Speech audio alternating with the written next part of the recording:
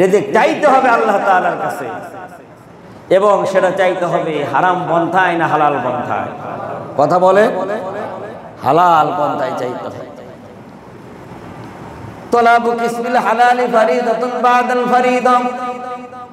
আল্লাহর পয়গম্বর বলেন, নামাজ পড়া যেরকম ফরজ, হজ করা যেমন ফরজ, যাকাত দেওয়া যেরকম ফরজ, আল্লাহর পয়গম্বর বলেন হালাল রিজিক উপার্জন করাও আল্লাহ তাআলা ফরজ করে দিয়েছে।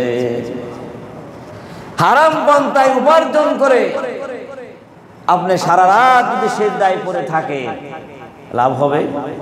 কথা বল, লাভ হবে? কারণ আল্লাহর হাবিবের কাছে সাহাবী এসে বললেন, ইয়া রাসূলুল্লাহ, মানুষ তো কাকতি মিনতি করে দোয়া করতেছেন, কারো হাত আকাশের দিকে উত্তোলন করে দোয়া করতেছেন, কেউ বা চোখের পানি ছেড়ে দিয়ে দোয়া করেন, তারপরে যে দোয়া মঞ্জুর হয় এর কারণ কি? আল্লাহর পয়গম্বর মাতামু হারামুন ওয়া মালাবাসু হারামুন ওয়া ইয়াকুলু ইয়া রাব্বি ইয়া রাব্বি ইয়া রাব্বি। আল্লাহর হাবিব বলেন, কেন তার দোয়া কবুল হবে?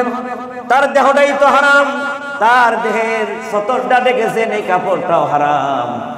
সে দোয়া করতে করতে তার হাত যদি আসমান পর্যন্ত চলে যায়, তার দোয়া আল্লাহর দরবারে মঞ্জুর হবে না। বলেন নাউজুবিল্লাহ।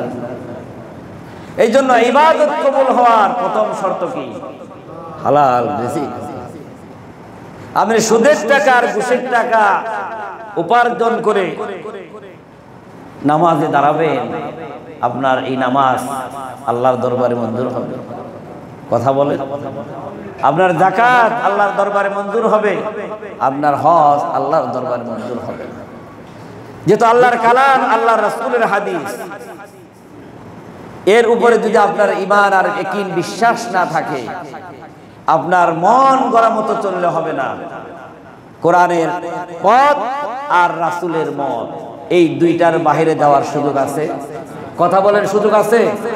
এই দুইটার বাহিরে যদি যান, জান্নাত তো দূরের কথা, জান্নাতের গ্রাম নসিব হবে না। দূরে বলেন ঠিক।